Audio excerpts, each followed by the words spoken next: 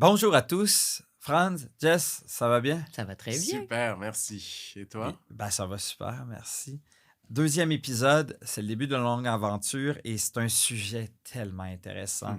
Le contexte numérique et le défi de demeurer humain. Comment utiliser les technologies au profit de l'humain. Très intéressant. Alors, je vais faire une petite mise en bouche, si vous me le permettez. Et par la suite, évidemment, Jess, on te laissera nous présenter un vin en lien avec ce sujet. Bien hâte de t'entendre là-dessus. Alors, jamais dans l'histoire de l'humanité n'avons-nous jamais été submergés par autant de données et d'informations. C'est vrai. Alors que les siècles passés ont permis aux humains de s'adapter par la relative lenteur de l'apparition de nouveaux savoirs, ça se faisait en méthode cascade, c'était assez prévisible, il en va tout autrement aujourd'hui où nous avons accès à un savoir exponentiel qui dépasse les limites individuelles d'appropriation. Ça va tout trop vite. Si l'intelligence artificielle permet un traitement accéléré de l'information, qu'adviendra-t-il de l'humain qui souhaite exercer son rôle de citoyen bien informé et engagé à l'ère du numérique, dans une surinformation, de la mésinformation, de la propagande, beaucoup en l'utilisent, dans un filtre algorithmique, intentionnel ou organique. Bref, tout ça pour vous dire, et je vais vous amener quelques questions que je trouve vraiment importantes, peut-on vraiment espérer une révolution technologique innovante réellement, et là c'est important de faire ce point-là, réellement au service de l'humain afin d'augmenter nos capacités. L'innovation au profit des personnes versus à leurs dépens. Pensons notamment à la science médicale, aux recherches moléculaires, l'ADN, aux médicaments et bien d'autres. Innovation accélérant à la fois notre productivité tout en prolongeant nos vies. Est-ce un rêve, une réalité ou un cauchemar? Ouais. Alors, évidemment, le sujet, Jess, comment tu vas nous faire une mise en bouche avec une si belle bouteille de vin avec un sujet si chaud? Je réalise à quel point on parle de numérique et de l'humain. Il y a deux concepts ici. Donc, j'ai choisi Dialogo. On s'en va au Portugal avec toujours un assemblage de 3 cépages. Donc, le Touriga Nacional, le Touriga, le Tinta Roriz et le Touriga Franca. Donc, des cépages qu'on connaît moins. À part peut-être le Touriga Nacional dans le Porto. On est dans le Douro. Et si vous observez, ça, c'est un de mes producteurs préférés qui s'appelle le Niporte. Il fait un Porto extraordinaire, mais des rouges qu'on connaît moins, qui sont racés et qui, lorsqu'ils sont tous mis ensemble, un peu un trio comme nous, donnent un magnifique résultat à un très bon prix. On est dans une vingtaine de dollars, sous la barrière du 20 $. Ça s'appelle le Dialogo. Donc, le dialogue. Et si vous regardez les images, c'est un chasseur qui chasse sa proie et qui termine à prendre un verre de vin avec, finalement. Fait que je trouvais que ça conclut bien ce qu'on veut savoir. Si on apprend à bien travailler avec tout le numérique, main dans la main, au lieu de se sentir chassé par le numérique, mais il y a vraiment quelque chose de grand à faire. Ah, j'adore ça. Très bon lien. Écoute, j'ai comme l'impression qu'on te donnerait n'importe quelle bouteille puis tu nous ferais des beaux liens. Non, je réfléchis, là. Yeah! Oh, j'adore. Quelque chose de si complexe, Santé. si simplement Simple. exprimé. Merci. Sincèrement, c'était vraiment bien amené. J'adore cette analogie. Très intéressant. Ça m'amène à une première question. Bon. Parce qu'effectivement, puis on le sait, Franz, tu es un fervent artisan des technos. Tu diriges même une boîte techno à l'heure actuelle. Qu'est-ce qui fait rêver tant dans les technologies? Qu'est-ce qui te fait rêver tant? Mais moi, je veux nous ramener dans les années 80, même les années 70. Moi, je suis un enfant de Star Trek, de Star Wars. Fais juste imaginer, quand on écoutait la télévision, on regardait Star Wars ou Star Trek, qu'est-ce qu'on faisait? T'appuyais sur un bouton et la nourriture t'amenait. Maintenant, on a Uber Eats. C'est vrai. T'appuies, You Eats, t'appuies sur un bouton et la nourriture t'a amené chez toi. T'as pas besoin de te déplacer. On appuyait sur un bouton et on avait notre interlocuteur devant nous. Ouais. En live. C'est vrai. Et maintenant, on peut parler avec n'importe qui en temps réel, en live. Incroyable. Des tout ce qu'on s'imaginait impossible. Yeah. T'as raison, t'es en train de... On le vit. Tu es en train de conduire ton véhicule. Tu es en train de bifurquer. puis ton véhicule te ramène. Le j'aime volant ça. shake.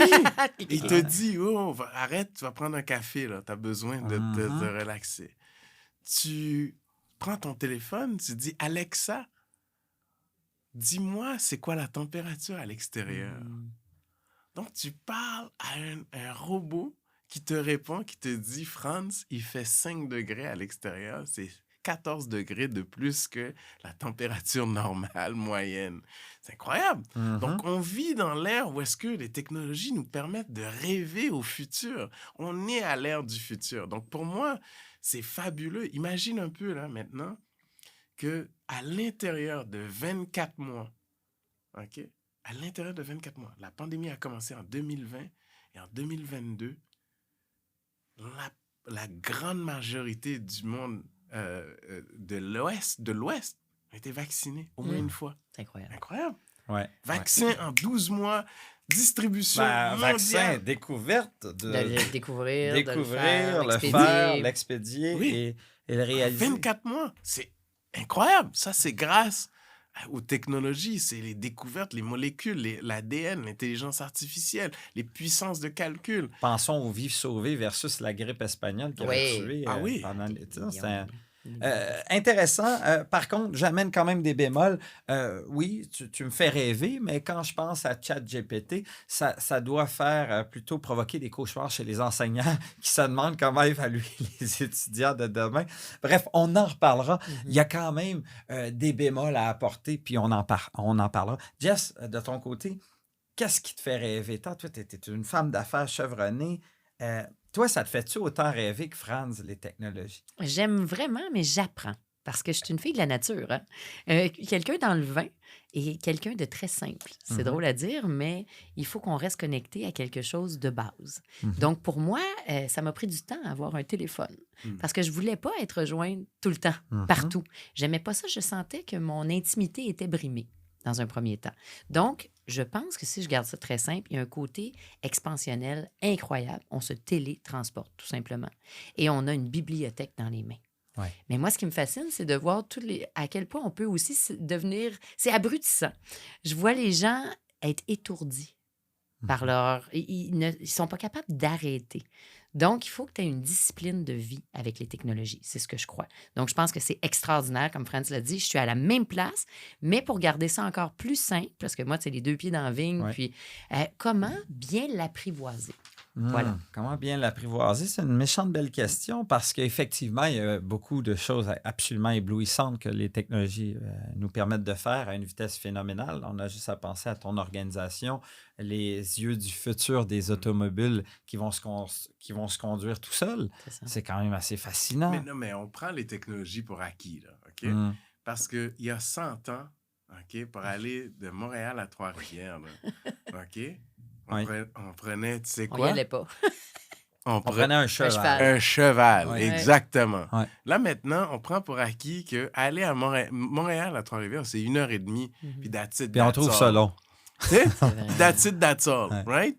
Puis on prend ça pour acquis. On prend pour acquis que si on commande quelque chose chez Amazon, puis ça nous prend une semaine, c'est long. On trouve ça inacceptable.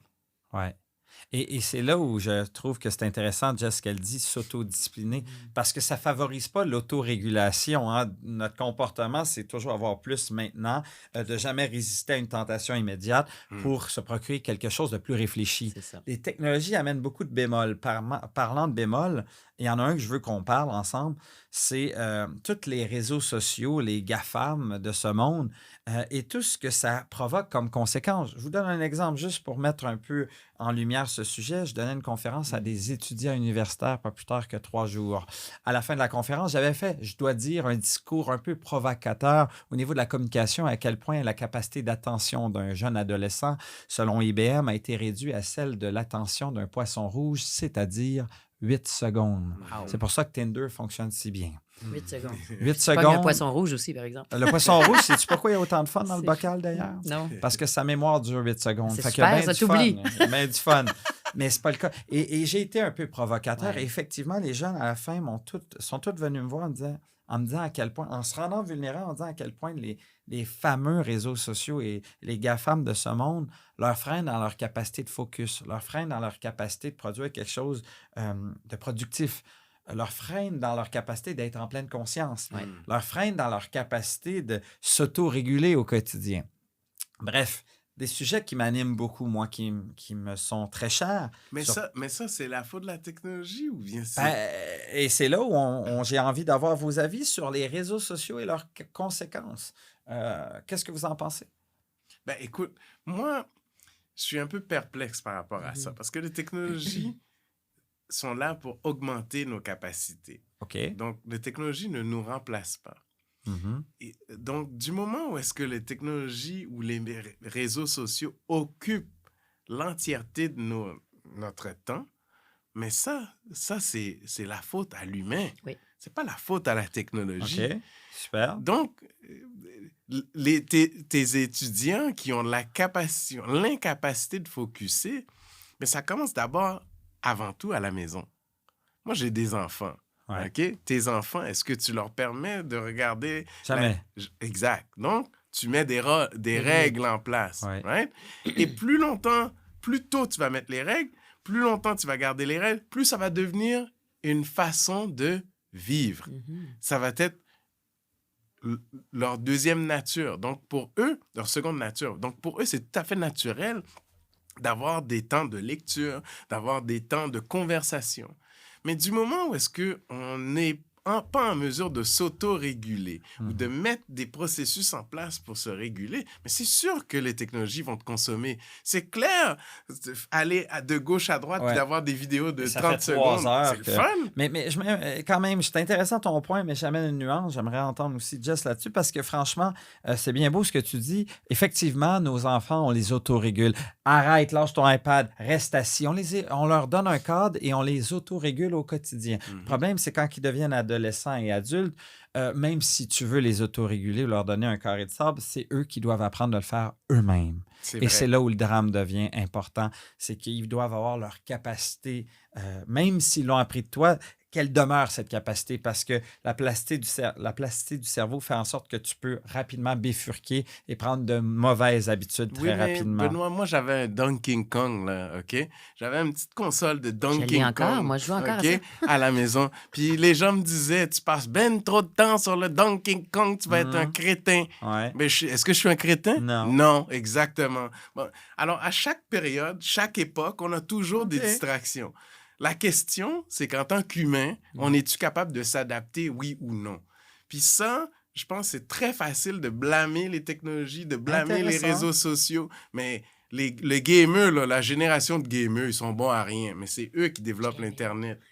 OK, mais Jess, je te pose une question, mais avant, en entrée de jeu, il faut quand même que je dise, les fondateurs de ces grandes technologies, ces plateformes de réseaux sociaux, interdisent même leurs enfants de les consommer. Donc, j'amène un bémol, parce que là, vous nous dites, on va les utiliser. Mais les fondateurs de ces technologies, de ces plateformes, interdisent leurs propres enfants. Donc, je comprends ton point, mais j'amène un bémol. Jess? Moi, comme pour le vin, tout est une question d'équilibre avec ce qu'on a.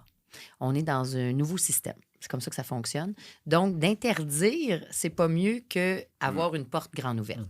Donc, je pense qu'il faut, je reviens au mot l'apprivoiser, donc le comprendre.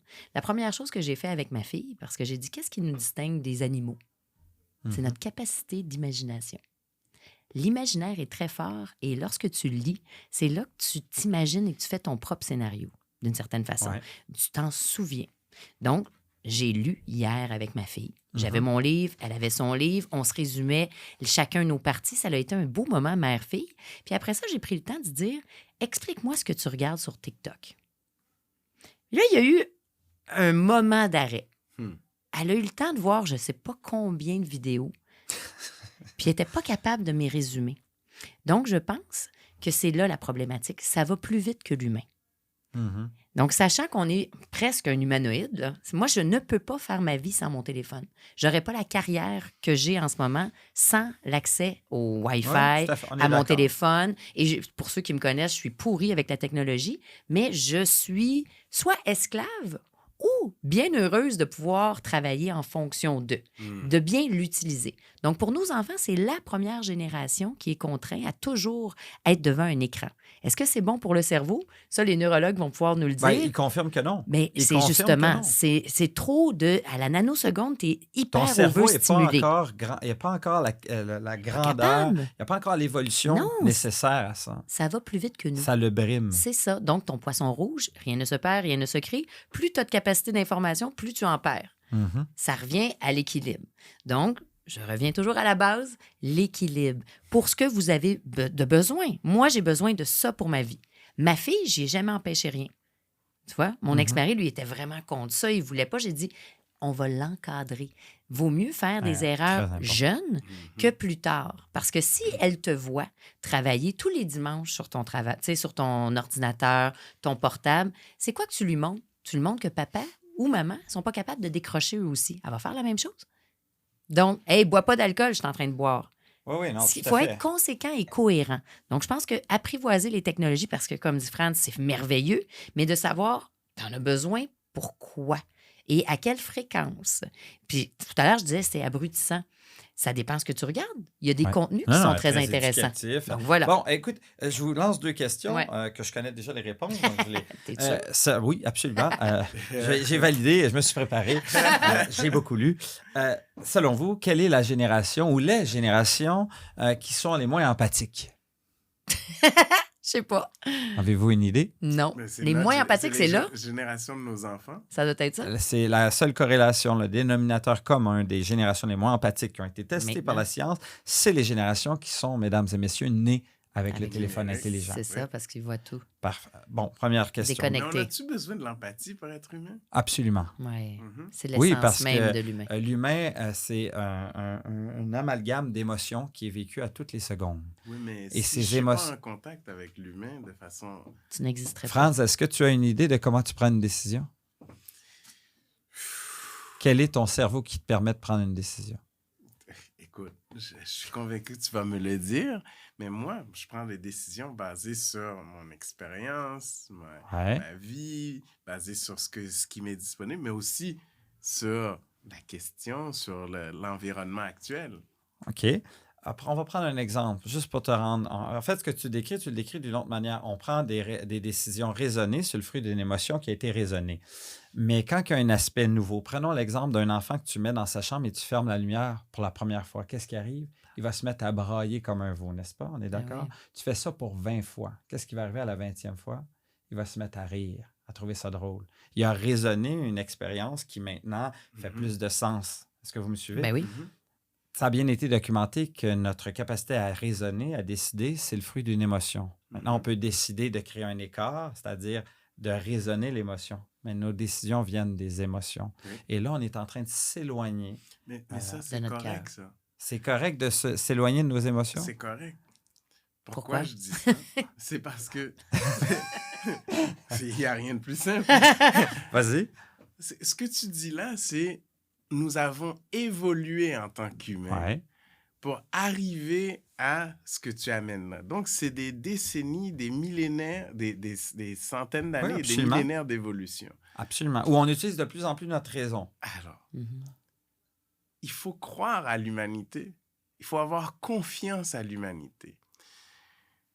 Les débats qu'on a aujourd'hui, on les avait quand le véhicule est arrivé. Mhm. Quand le véhicule est arrivé, bon tout point. allait changer, puis l'humain allait... Puis qu'est-ce qui est arrivé? On On est allé travaille plus vite. beaucoup plus qu'on travaille que... Ouais. Il y a- tu sais, l'ordinateur allait remplacer l'humain au travail. On travaille encore beaucoup plus, on est plus productif. Donc, on a développé des nouveaux skills, des nouvelles compétences, des nouvelles façons de faire, des nouvelles façons de réfléchir. Donc, il faut faire confiance à l'humanité. Il faut se faire confiance. En tant qu'humain, il faut être capable de dire, on va s'adapter. Puis qu'on est à l'aise à notre nouveau contexte aujourd'hui et qu'on n'essaie pas de se battre contre le contexte parce que le contexte gars, ne je vais te changera faire pas. même c'est intéressant. Rien de plus simple, c'est intéressant comme point de vue vraiment. Jess, je vais te poser une question. Quelle est la dopamine du 21e siècle selon toi? On Le a parlé- sexe.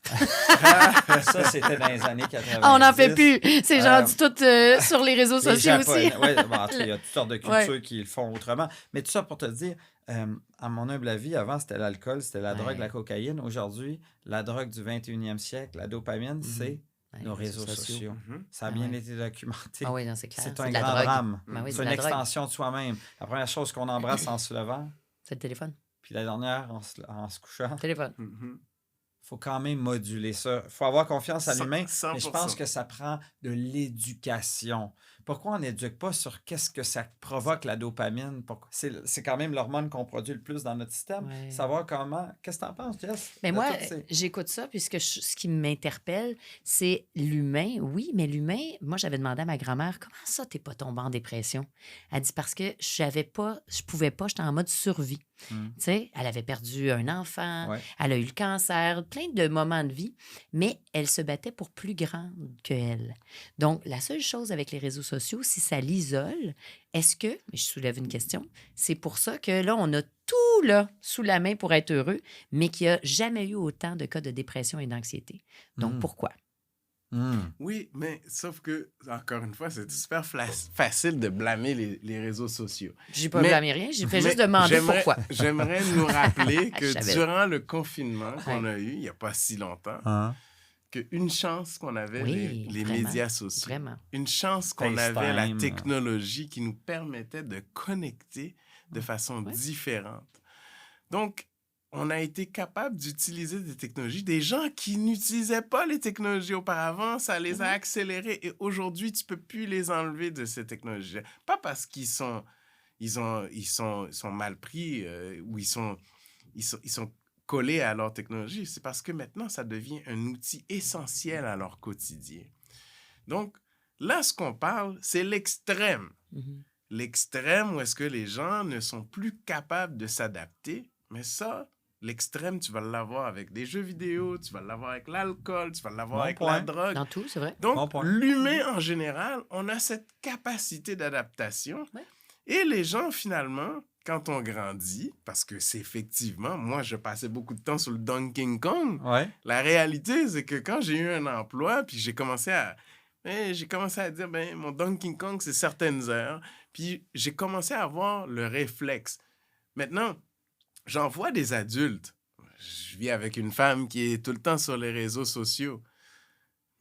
Et c'est vrai que ça peut avoir un effet néfaste, mais ça, c'est pas les réseaux sociaux le problème. C'est le choix qu'on Ouais. fait, les choix de vie La que l'on discipline, fait. ça revient. discipline. Mais je vais répondre à ta question parce que je pense que c'est Mhm. d'actualité. Qu'est-ce Ouais. qui nous rend vraiment heureux, le bonheur? La science est unanime là-dessus. Hein? C'est d'ailleurs quelque chose qui est assez bien validé. Ce qui nous rend très heureux, c'est pas les 26 000 amis Facebook. Mhm. C'est les vrai. relations intimes et surtout Exact. la qualité de la relation qu'on a. C'est une responsabilité que nous avons en tant que société Ouais. de maintenir ça en vie. C'est vrai. Et il y a un mot, ça va vous paraître morbide, mais la solitude tue. Oui. Et encore une fois, hein, on l'a vu par la science, les relations intimes, c'est ce qui est le plus important pour notre bonheur. Est-ce qu'on en a autant qu'avant des relations intimes? On a différentes relations. Moi, je pense qu'il faut encore une fois redéfinir les termes pour être plus en relation avec ce qu'on a aujourd'hui. Il y a des gens que j'ai une relation avec eux que je ne les ai jamais vus. J'ai une bonne relation. Mais c'est un autre type de relation que j'avais avec quelqu'un que je les ai vus, que je ne les vois seulement qu'en personne, en 3 dimensions. Et il y a des gens que j'ai des relations, je n'envoie pas de texte, je ne suis pas sur les médias sociaux avec eux, je n'échange pas de photos, mais je les salue seulement quand je les vois, alors qu'il y en a d'autres que je suis connecté une fois par tous les 2 jours, on s'envoie un message, un texte, on s'échange quelque chose. Donc, c'est d'autres types de relations. Moi, je pense qu'en tant qu'humain, j'ai évolué et je suis une meilleure version de moi-même aujourd'hui que je ne l'étais auparavant. Aujourd'hui, tu me demandes le numéro de téléphone de quelqu'un, je ne sais pas. Puis je l'avoue, puis ça ne m'intéresse pas de le mémoriser non plus. Mais il y a des choses que tu vas me demander, je vais te le Ouais. Donc, j'ai développé des réflexes. Par contre, j'ai mon document ici, en quelques minutes, je suis capable de te prendre un document qui a de l'allure, qui se tient. Puis j'utilise l'autocorrecteur que Microsoft m'offre. Parce que ça fait partie maintenant de ma capacité. J'ai pu à me souvenir des règles de Ouais, tu l'imparfait du utilises ton subjonctif cerveau. présent. Tu utilises ton cerveau à bon escient, mais au moins tu l'utilises. Jess, on dit qu'on est de moins en moins différent d'une personne à l'autre.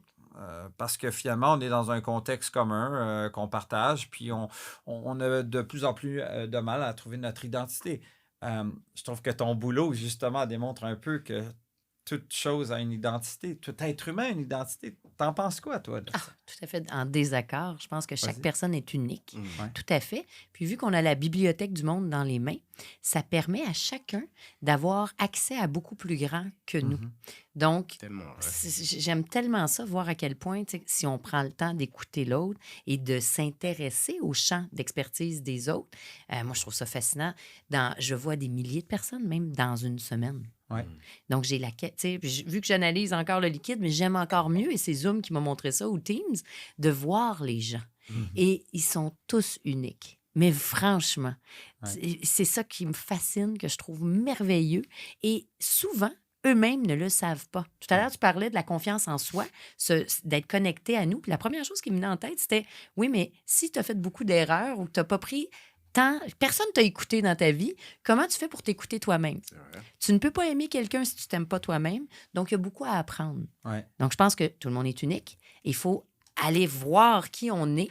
Et c'est les plus grands défauts de chaque personne qui forgent ses plus grandes qualités. Mhm. Intéressant. La désinformation, toi, là, Franz, dans un monde interconnecté, parce qu'il y a toi Trumpiste. un autre argument. Lui, là, je suis un peu... écoute, il y a quand même une désinformation associée à tout ça. Là. T'es sûr? Ben, c'est ça, là. C'est pour ça que j'y demande, parce que là, Oui.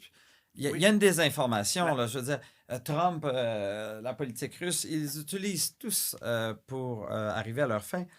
La désinformation, elle existe. T'es d'accord? Absolument.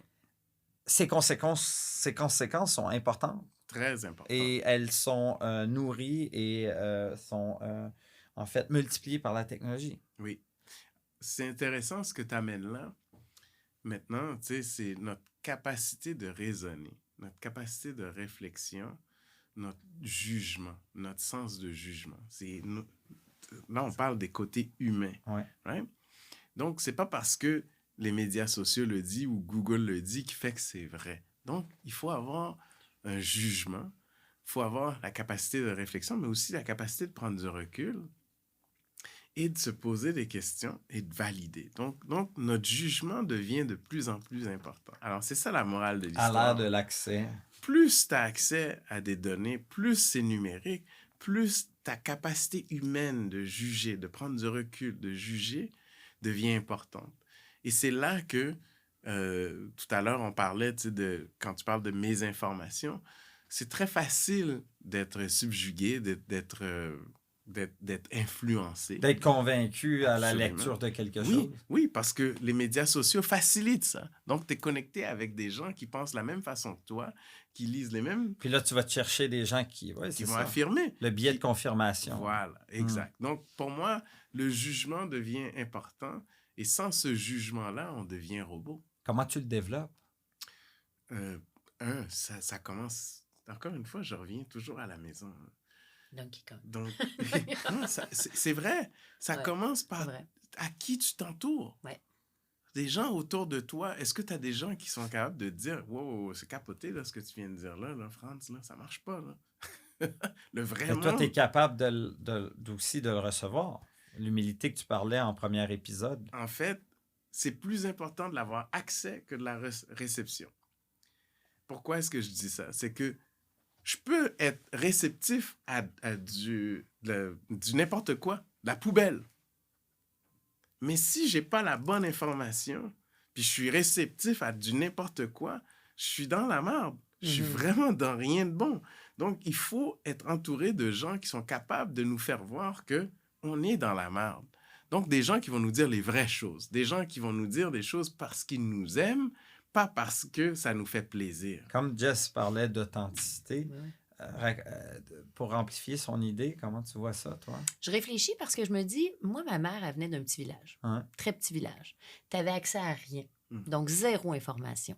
Et les oui-dire, tout le monde qui parle dans le dos de tout le monde. Il y avait beaucoup de jalousie. Ouais. Donc, je pense qu'il y a du bien dans tout. Et je m'explique. Là, Ouais. on est dans une grande échelle. On est interplanétaire. C'est Ouais. très grand. Donc, c'est sûr qu'il va y avoir beaucoup de désinformation, mais aussi, par la bande, beaucoup de bonnes informations. Donc, ce que Franz dit, j'abonde dans son sens. Si on a un bon jugement de valeur, si on est capable de faire la part des choses, d'être capable, tu parlais tout à l'heure d'une identité, en fait, une pensée scientifique. C'est des faits. Ouais. C'est pas un jugement ou une pensée, c'est des faits qui sont validés et validables. Donc, je pense que si on est capable et que c'est irréfutable, bien là, d'avoir accès à beaucoup plus d'informations, je préfère ça parce que je me fais confiance. Je suis entourée de personnes que je juge intelligentes et je suis capable de me baser sur des faits. Donc, si on part de cette prémisse-là et que tout le monde a une caméra dans sa poche, mais tu as beaucoup plus de yeux au lieu de juste de oui-dire. Alors, moi, je vois ça positif.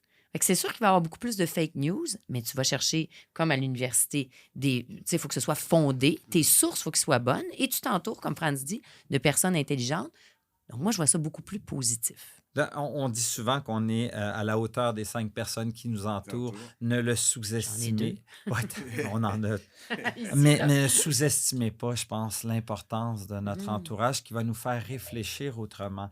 Notre relation, quand elle a démarré, c'est ce que j'ai beaucoup aimé, Franz, c'est à chaque fois, il réanalysait mes dires. Je dis, moi, là, il va falloir que je réfléchisse davantage avant d'affirmer. C'est ça qui est bien. Oui, mais en même temps, garder mon humanité.